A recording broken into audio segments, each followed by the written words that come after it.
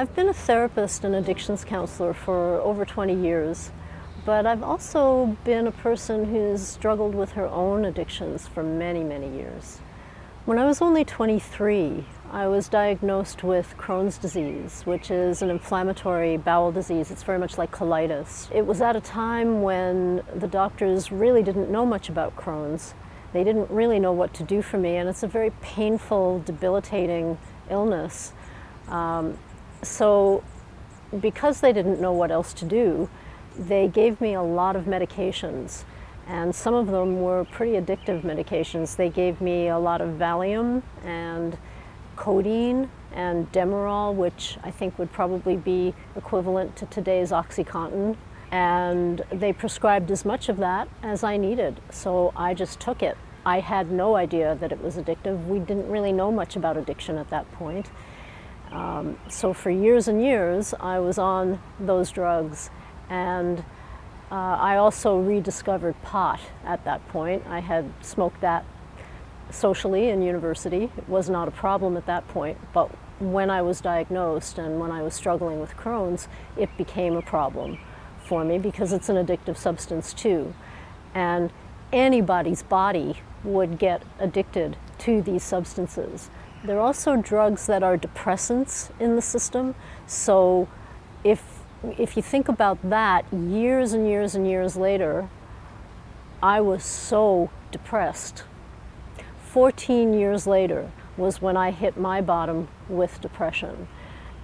What happened for me was I was on a break from work. I was not feeling well that day, and I was lying down on one of the couches in the break room, and I started thinking about how I could kill myself. That's how depressed I was. I was suicidal by that point. And when I was lying there on that couch thinking about how I could take enough pills to end my life, that's when I knew that I had a problem, and I knew I needed some help. I had a choice at that point. I was either going to live or I was not going to live, and I knew that I wanted to live. I just couldn't think of living the way I had been living, and I didn't know any other way.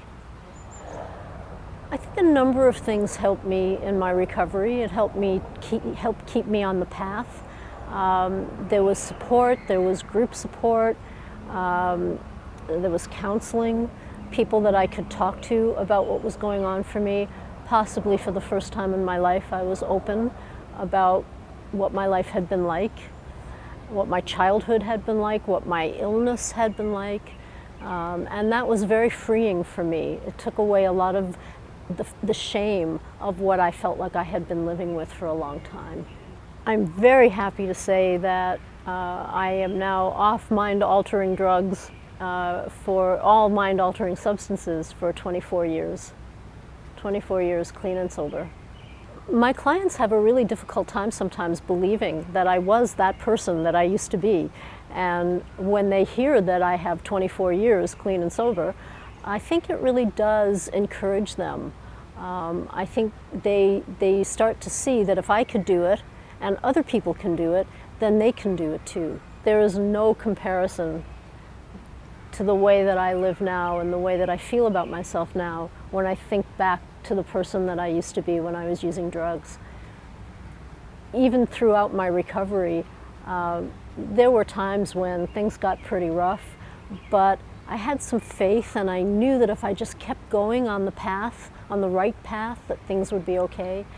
And today, I have such a different relationship with myself. I respect myself so much more. I treat myself really well.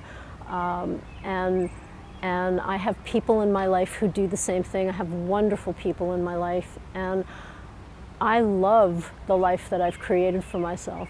I think if anybody had told me 24 years ago that I would be feeling the way I feel about myself, or even that I could have 24 years clean and sober, I would have thought they were crazy. But here I am, and it's amazing, and I wish it for everyone.